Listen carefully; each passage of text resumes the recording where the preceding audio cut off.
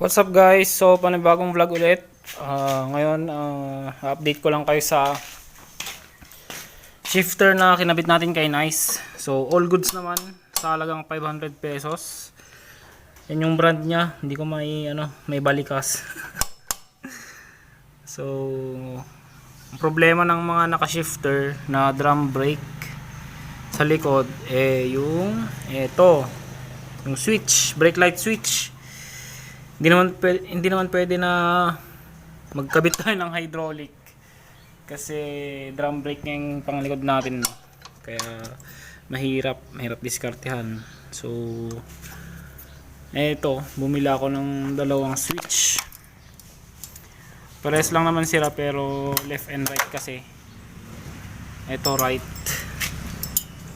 Pag ganyan yung kabit. Yan, sakto lang may butas dito, pero sana dalawa yung butas kasi may stopper to sa likod. Wala naman tayong drill para butasan to. So i-strap na lang natin. Tingnan natin kung uubra. So baklasin ko lang tong kaha ni Nice at papalit natin yung isa. Left and right kasi ito eh. Pero siguro itong right na lang yung gagamitin natin kasi right side yung joke lang. Depende na lang mamaya kung ano yung mas fit. So yun, balikan ko kayo. Ma-access na natin dito guys yung brake light switch. Ito yung dati pang TMX ata to eh. Tapos ito na yung kanyang connector. Ilipat na lang natin yung connector nito kasi ganito siya eh. Yan. So baklasin ko muna to. A few moments later. So eto guys, nabaklas ko na yung connector sa may brake light switch. Dinugtong ko lang pala to. So ganun din gagawin ko dito guys. Eto. Check nyo lang kung magkabaliktad. Di ko din kasi alam mag wirings guys, kaya hindi naman masisira yun kapag testing nyo muna. So ganito na siguro guys. Yung right talaga yung linagay. Pero dapat may stopper to. Gawan ko lang ng paraan guys para makatulong sa inyo kung yung mga hirap din magkabit ng brake light switch. So ito guys, di ba may butas dito kanina? Butas na may thread. So iti-thread ko sana to. Ay lalagay ko sana tong screw. Pero nasaan na yung isa? May kasi to, may stopper. Ito. Yan. Parang umbok na. Ginawa ko, trined ko na lang doon. Tapos lalagyan ko na ng strap. Ang cons naman niya, yan. Lagyan ko ng strap para umabot yung sa may trigger niya. Yan. Hindi kasi aabot to. Kasi lumubog na yung kanyang stopper. Kanina abot to kapag hindi to lumubog. So yan, ganyan muna. Hanap na lang ako ng mas magandang strap. Yan muna pansamantala. Tsaka dito ko na dadaan yung wire niya para malinis. Tapos yan, dudugtong ko lang dito. Kahit pala magkabaliktad guys, gagana pa rin yan. So dudugtong ko lang guys. Meanwhile. So yan guys, natapos din. Ikakat lang namin tong mga strap.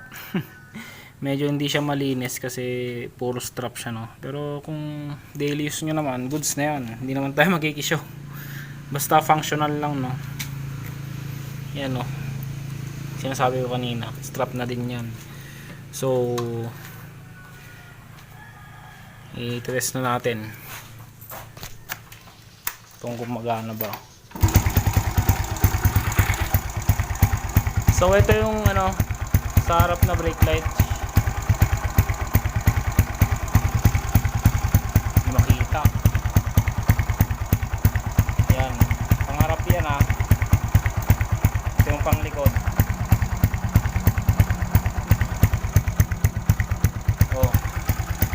Panglikod. So all goods.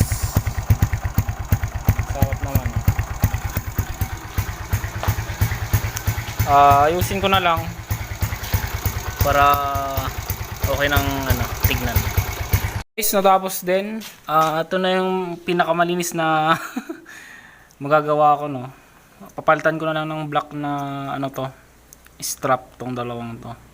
Wala, yan lang yung available ngayon. Tsaka mas okay sana kung nabutasan, pero wala eh.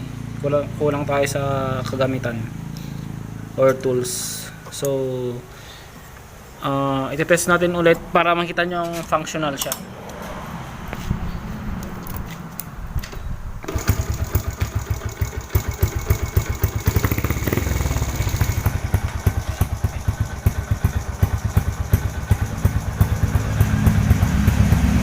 So yan yung pangharap,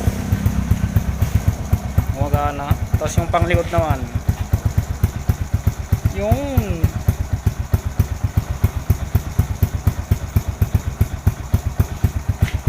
yan, panglikod guys.